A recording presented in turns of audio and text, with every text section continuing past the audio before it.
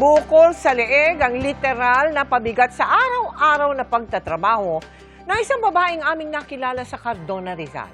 At kahit todo sikap para mapacheck up yan, sadyang kapusaan niya ang kanyang kinikita. Para masuri ang kanyang kondisyon, dinala siya ng GMA Kapuso Foundation sa isang espesyalista. Mula nang isilang ni Angelita ang kanyang anak noong 2011, napansin na niya ang pagtubo ng isang bukol sa kanyang leeg. Sa loob ng 15 taon, patuloy itong lumaki. Mabilis na rin daw siyang hingalin. Minsan nahihirapan po ako yung huminga. Yung mama ko po, nagkaganto po siya pero nawala din po. Ako po tagal, hindi po nawala yung sa akin. Sa kabila nito, hindi tumitigil si Angelita sa paghahanap buhay. Mula alas 7 ng umaga hanggang alas 4 ng hapon, abala siya sa paghihiwalay at pagpipili ng mga basura na pwede pang maibenta. Pero ang kinikita niyang 140 pesos kada araw, hindi raw sapat para siya ay makapagpagamot.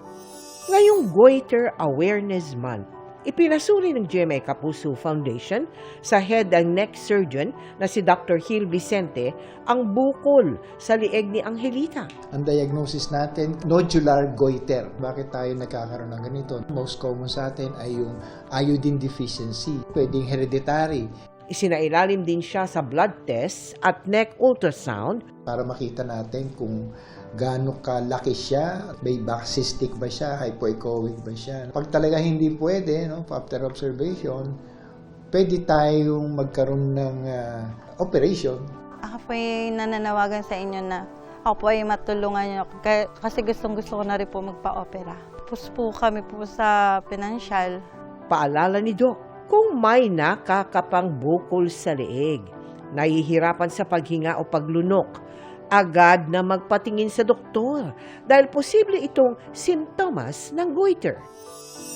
Sa mga nais tumulong kay Angelita, maaari po kayong magdeposito sa aming mga bank account o magpadala sa Cebuana Luwilier. Pwede ring online via GCash, Shopee, Lazada, Globe Rewards at Metrobank Credit Card.